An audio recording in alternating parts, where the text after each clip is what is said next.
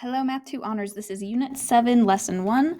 We're going to be talking about interval notation and some attributes of graphs. So Unit 7 is all about graphing. In this section, we are just going to be sort of analyzing and looking at graphs, and then for the remaining 4 sections after this, we will be graphing different types of functions. So I just wanted to start with reminding you about inequalities. Inequalities represent sets of numbers that share a characteristic. For example, the set of numbers greater than -5 is, it would be -5, -4, -4.2. It would be all of the numbers that are larger than -5. Oftentimes, we display these on a graph. And that's what we're going to be practicing to start with, is graphing some of these inequalities. So remember that when you're graphing inequalities, if you have a strict inequality, like these two, if you have a less than symbol or a greater than symbol on our graph, we use an open circle, and it means that those end values are not included. So for example, this one that we had to start with, x greater than -5, x has to be a number that is larger than -5. X can't be -5. It's not including -5 in that set. If you have a less than or equal symbol or a greater than or equal to symbol, that means that those end values are included, and in that case on your graph, you use a filled-in circle. So we've got several inequalities here. So we've got x greater than -5 to start with. So when you're graphing these, remember that you start by marking your boundary values with an open or closed circle. So for this one, we'll use an open circle at the value -5, and we want to use an arrow to show which numbers are greater than -5, and so we would show this graph. So this is the set of all numbers that are larger than or greater than -5. Sometimes it's useful to replace x with the word numbers. So this is saying numbers greater than -5. That can help you when you're thinking about it. So this next one is numbers that are less than -5. So we would have that same boundary with the open circle, and this time we're marking all of the numbers that are less than -5, so our arrow just goes the other direction. Okay, our next one is x is less than or equal to 2. So our boundary value is 2, and because it can equal to, we fill that in. We want numbers that are less than or equal to 2, so we shade in this direction. I've had students tell me that the way that they remember which way to shade is that they look at the direction the inequality is pointing. That is true if the x is on the left side, but just be careful because it's not always true. So this next one says 0 is less than or equal to x. So our boundary is definitely at 0.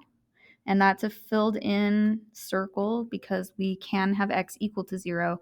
But this is saying 0 is less than these numbers.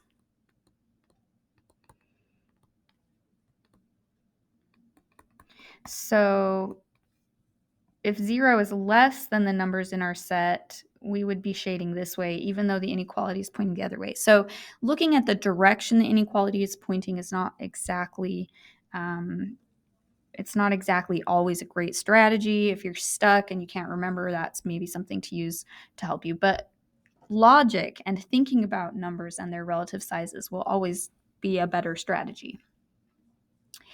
Okay, so what if we had a bounded set of numbers? So these were unbounded. They went off to the far right or to the far left. But what if we had a boundary on both sides of our set? So how do we represent these in inequality notation? Well, this is where we have our x sort of sandwiched in between. So x has to be, any number that's in our set has to be between the -3 and the 2. So in the inequality, you see the x between. And we can include both ends there because we have filled in circles on both sides. When you're writing a compound inequality, that's what this is called, as a compound inequality. The two inequality symbols always point in the same direction. And the inequality symbol, the pointed side of it is always the smaller side, and the spaced out side is the larger side. So larger side meaning larger numbers. So if I write my boundaries so that the smaller one comes first, then it should point to the smaller of the two. It is not very common, but you sometimes will see them written like this. But it's usually just a great rule of thumb to always write it starting with the smaller number and ending with the larger number. So that's a good rule of thumb to follow here. So our next one is the set of numbers that are between 1 and 5. So we would have our 1 and our 5 surrounding our x. And in this case, these are strict inequalities. So x can't be equal to 1 or 5. It has to be between the two. And it can, of course, be a mixed situation where our -4, our lower bound, is not included, but our upper bound, our 0, is included. So we know that x is between -4 and 0, and it can equal 0. So that would look like this. As long as you have your lower value on the left, the inequality symbols will always point to the left. Okay, so interval notation. So hopefully that was all review for you. Interval notation is an alternative way to notate a set of numbers. It's a way that it's almost like a shorthand for inequality notation, and it's very handy, and we use it a lot in upper math classes, like in calculus, because it's very fast um, and pretty easy once you learn it. So here's a graph showing the set of numbers between -4 and 3, including both of those bounds. In inequality notation, it would look like this inequality that I have written. In interval notation, it would look like this. So you can see the boundary values of -4 and 3, but instead of having the variable x and instead of having inequality symbols, we just use brackets to show the two sides, a bracket on each side, almost like a point. But this is not a point. It's representing an interval. It's saying all of the numbers between -4 and 3. When we write interval notation, we always write it from least to greatest. So you would never see an interval like this. That would be not ever written that way. Interval notation doesn't always use brackets. This particular one uses brackets because a bracket is used for an included value. But, we've done some that are not included. So for intervals that have boundaries that are not included, we use a parenthesis. And so we can have these mixed sets, sort of like this one, where if the lower bound is included and the upper bound is not included, we might have a bracket on the left and a parenthesis on the right, and that's fine. So let's practice writing a couple of these in interval notation. So this set begins at -1. That's a not included, so we use a parenthesis, and it ends at 3, and the 3 is included, so we use a bracket. Our next set is the set of numbers between 0 and 17. Both of those boundaries are included, so we use brackets on both sides. And our last set is the set of numbers between -8 and -5.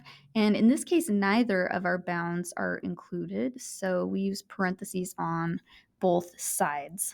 So this last one, it looks exactly like a point,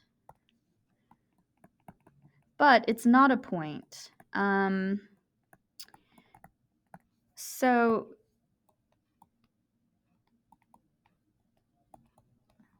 here's the point, -8, -5. And here's the set of numbers between -8 and -5. So these two things are very different, but the way that we represent them in math looks identical. This happens to you in language arts all the time. For example, this is two different words. My E doesn't look very good. Tear and tear. I have a tear drop in my eye, or there's a tear rolling down my cheek, and I tear the paper. So the way that you know the difference between the two in math is the same as the way that you know the difference between the two in language arts. And the way that you know the difference is just the context. If we're talking about a domain and you see this, you know that that's an interval. If we're talking about plotting points, you know that it's a point. So context will help you know the difference between the two, but they do look identical.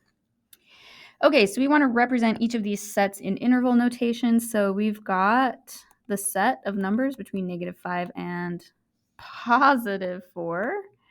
So that would have brackets on both sides. Over here, we've got the set of numbers between 6 and 10. The 10 is included, so we have a bracket on the right.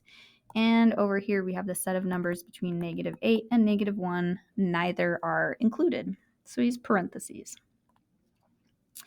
Okay, we started out looking at some graphs that were unbounded, like these ones, x greater than -5, x less than or equal to 2. So when we write these sets in interval notation, when we write any set in interval notation on a number line like this, we want to think about it from left to right, from lower values to higher values. So this first one starts at a lowest value of -5, and it goes up, up, up, and it keeps going forever. And so we use an infinity symbol there. And so this represents all of the numbers that are between -5, and they can be as large as they want, infinity. For this next one, if we think about it from low values to high values, it also is going on and on and on. And so we use a negative infinity for that. And it goes up to 2, and the 2 has a bracket because it is an included boundary of 2. So we can have infinity or negative infinity showing up on these interval notations. And in fact, we could have, if our set looked like this, we could have the set from negative infinity to positive infinity. That would be all of the numbers. So whenever you're using an infinity symbol as part of your interval, always use parentheses with the infinity symbol. So you can have a bracket like we did here with the 2, but an infinity, positive or negative, always has a parenthesis as its closure. Okay, so here are some to try out. Maybe pause the video, try those out, and then on the next slide I have the answers. So pause if you want to try those out. Here are the answers. So check yourself if you tried those. If you have any questions on those, let me know. Okay, so both of those notations that we've talked about today, the inequality notation and the interval notation, both of those can be used to describe a function's domain and range. And hopefully you're familiar with domain and range from your prior classes. But a domain of a function is the set of all inputs for that function. So on my little graph right here, the domain would start, at this x value, and it would end at this x value. So it has a grid there, and these are not nice values. But the domain would be that we're thinking about x values. Range of a function is the set of all resulting outputs or y values for that function on its domain. So in this case, this function's lower bound is here, and it reaches a height of here. So its range is all of the numbers in between. So for domain, you're really focusing on x values. And for range, you're really focusing on y values. What we're doing is really thinking about number lines, but it's tricky because that coordinate plane has two number lines. It has a horizontal one for x's and a vertical one for y's. So you really have to train yourself to look at the appropriate number line for each. So when we're thinking about the domain of a function, so I've got this function here, make it a little bigger, it's kind of tiny. When we're thinking about this function here, and we're thinking about its domain, we want to only be focusing on the x values. So we want to be focusing here, and we need to, and you need to train yourself to literally ignore the other ones, because when people are thinking about domain, which we think about from left to right, they see this point sitting right there next to that 6, and they want to start the domain at 6. But 6 is a y value, so 6 has nothing to do with the domain. So really focus on and think about the appropriate number line. So we're thinking about our x number line here. And so our domain starts at the value 0. And you can almost think of it like a little squished, you can like squish it flat, and it goes all the way over to a 10. And the 10 would be not included. So our domain for this function is, bracket, a bracket starting at 0, going over to the value 10, and we would use a parenthesis on the 10. So that's how you think about domain. For range, you have to switch to thinking about a vertical axis. So you want to train yourself to really focus in on the y values. And it is tricky. It's not an easy thing to do. So we're ignoring the x values now, just focusing on the y values. And so and you want to think about these, because we think about intervals from lower numbers to higher numbers. You literally want to think about the bottom of the graph first, and like, what is the height of that bottom number or lowest value all the way up to the top of your graph. So in this case, our range is a parenthesis, -2, so that's the lowest value, and it goes all the way up to a value of 6. So that's where the 6 shows up, is in the range. Okay, and it is a little bit tricky at first to train yourself to not grab wrong numbers. Like, easy to grab a 6 for a domain accidentally. All right, this is a little bit of a line. So hopefully you remember the difference between an increasing line and a decreasing line. This is a decreasing line. From left to right, it is getting low. The y values are getting lower. And the slope, I'm going to try to find some nice points for the slope. It looks like it's going down 4/5. So the slope is -4/5.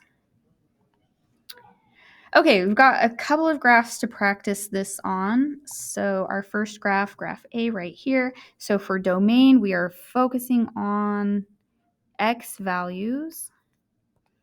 So it would be from -4 over to 2. I'm drawing it flat on the number line just to help you see it. You don't need to do that. And then the range would be from our lowest value up to our highest value. So it would be from -1 to 2. In both cases here, we are using parentheses because we've got those open circles on the end. This function, also a little line, is an increasing function because it is going higher from left to right. And the slope of this, look for some nice points to count.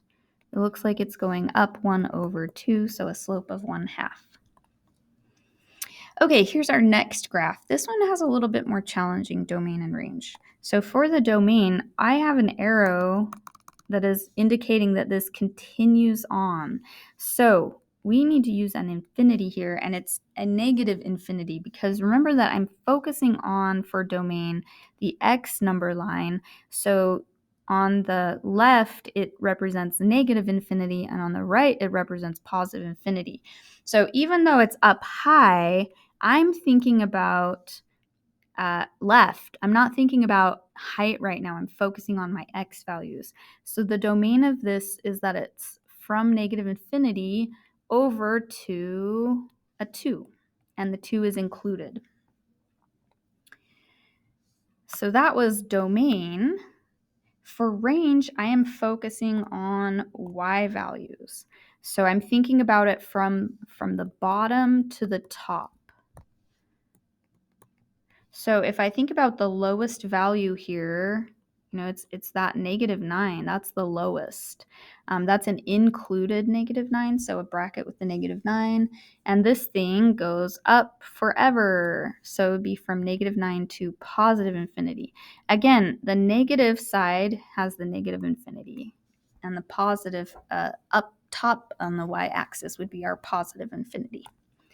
Okay, so we've got our domain and range. I want to think about if this line is increasing or decreasing. Always think about the function from left to right to decide that. So this one is decreasing. So if I think about left to right, it's going down, down, down, down, down. That's decreasing. The slope of this, I've got to find some nice points. It looks like right here and here are the only two really nice points. 1, 2, 3, 4, 5, 6, 7. Down 7 over 1, 2, 3. -7/3 slope. Okay, so here's a graph. It's not a line, but can you tell if it's increasing or decreasing? We always think about increasing or decreasing from left to right. So this thing is decreasing. It's getting lower as we proceed to the right. Does this graph have a slope? And the answer to that is well, it's not a line. And you've always talked about slope in the past as, a characteristic of a line. Well, in this case, it doesn't have a set slope the way a line does, but we're going to start talking about averaging. So this definitely has sort of an average slope. Sometimes it's a little steeper than this. Sometimes it's a little bit less steep than this, but this is the average slope of this function. So here's that function. Let's write its domain and range, and we will find its average slope this time.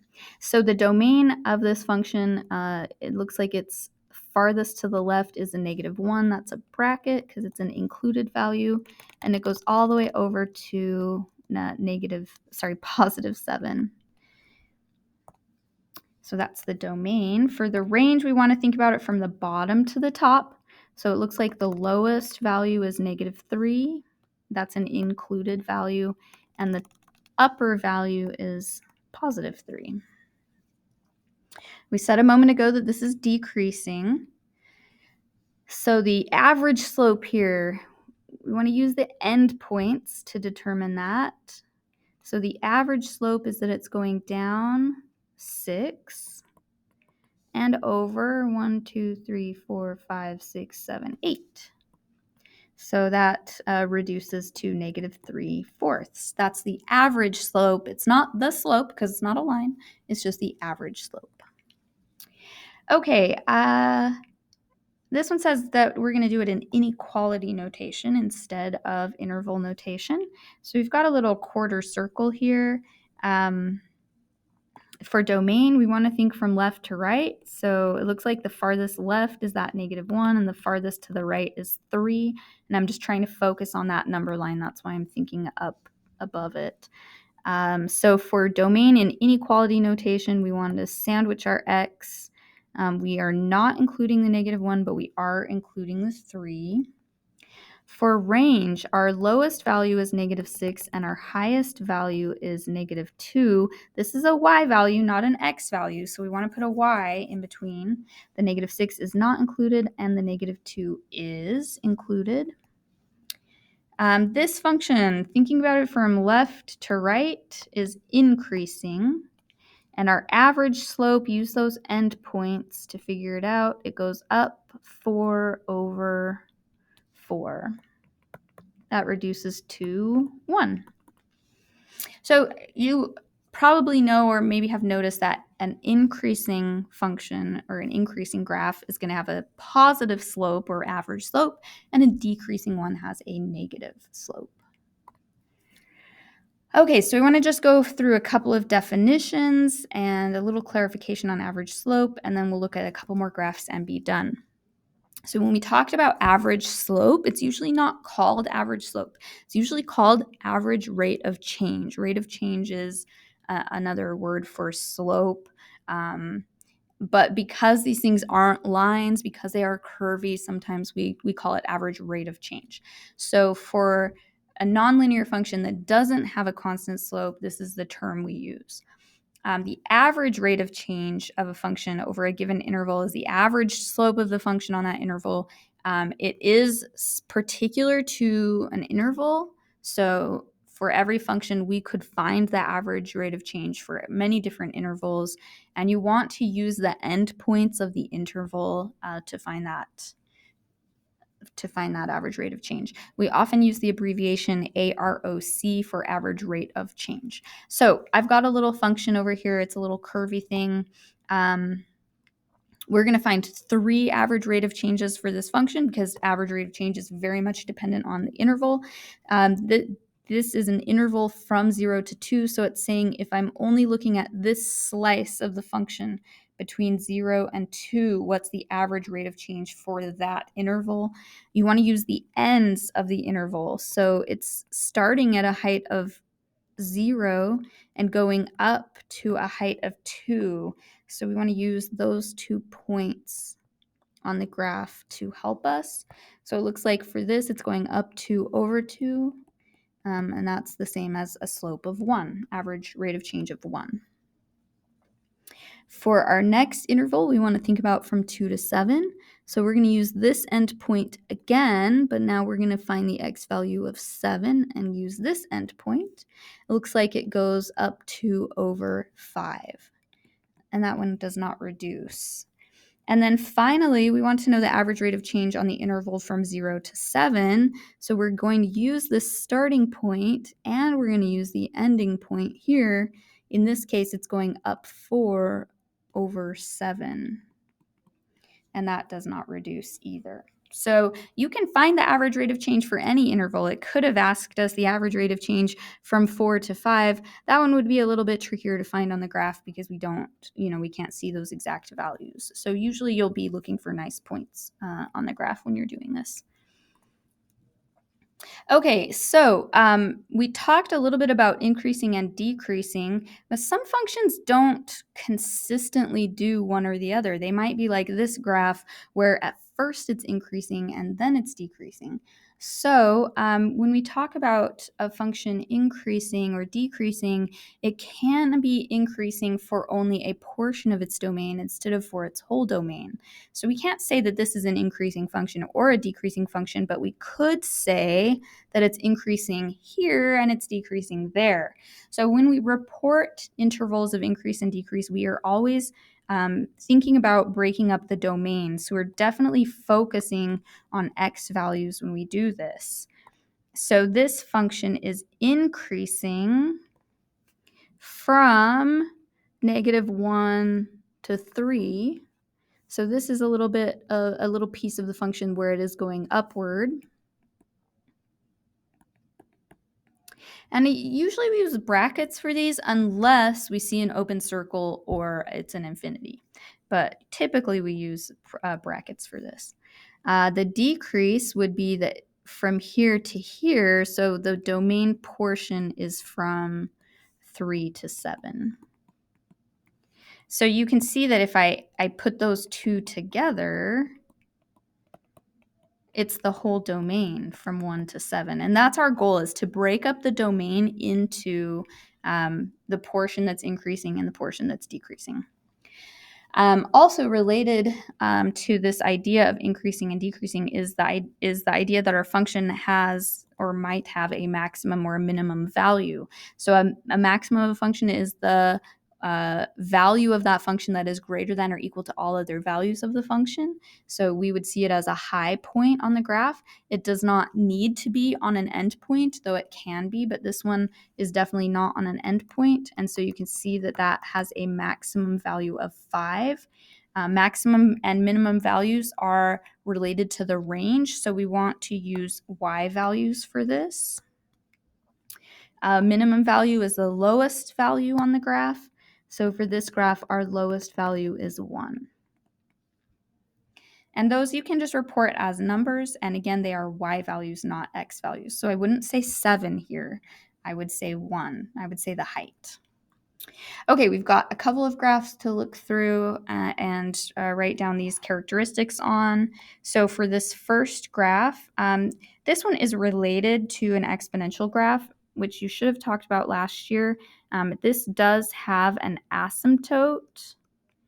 And so I want you to remember, and if you don't know that term, hopefully you do, an asymptote is a value that the function is approaching, but it's not reaching. So this function on this far side is approaching a value of 3, but it never becomes 3. So the 3 would be something that's getting close to, but not quite reaching.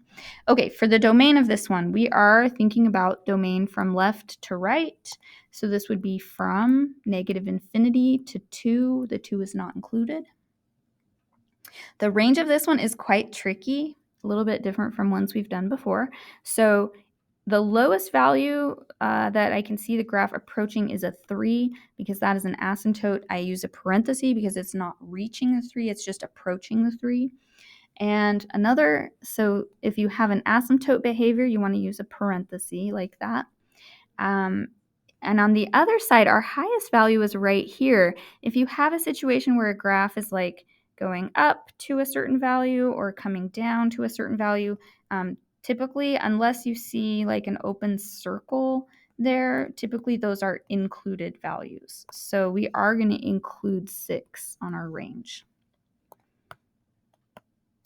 Okay, so the interval of increase, again, for increases, we're thinking about, for increase and decrease, we're thinking about the domain.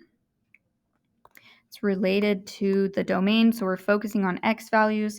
This function is increasing until it hits here, right? So it's going up, up, up, up, up, up, up, up, up.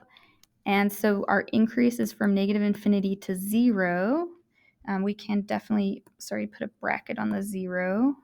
We don't ever want to use a bracket with an infinity. And then our decrease is this second part of the graph. So I can use a bracket on the 0, but because of the open circle here on the 2, I do need to use a parenthesis there. This function does not have a minimum value. So sometimes the answer to these is none, and that's okay. This function on this far side, it never reaches that value of 3. It's always slightly above 3. But it's getting closer and closer to 3, so we don't have a minimum value. The maximum value here is 6. You can see maximum and minimum values when you look at the range. So you can see that we don't have an included lower bound, so we don't have a min, but we do have an included upper bound. Our max is 6. So the range directly comes from, or the min and max you can see on the range there. And if it's not included, the answer might be none. All right, average rate of change on the interval from negative 3 to 0. So when you're doing average rate of change, you'll always be given an interval. So from negative 3 to 6, and it might not exactly be at a height of 4, but we're going to use that approximate value. So our average rate of change is that it's going up 2 over 3. So 2/3 average rate of change. Okay, this says to do inequality notation, but I'm just going to do interval because I like it so much more. All right, our domain here is not too difficult. So left to right on domain. So this would be from bracket negative 3 over to positive 4. Range, bottom to top. Lowest value is negative 2. Bracket, and the highest value is right here. The highest value, the upper bound of the range, it does not have to be an endpoint. We're just looking for where is the graph the highest, and it is right here at 3. And peaks like this, we do want to include. So our interval of increase and decrease, we're breaking up the domain, so we should be using x values for this. So our interval of increase, this first part is increasing. So we would say negative 3 to negative 1. And then it decreases from negative 1 over the interval from negative 1 to 4. So we've broken up our domain. And you can see that together that makes the whole domain from negative 3 to 4.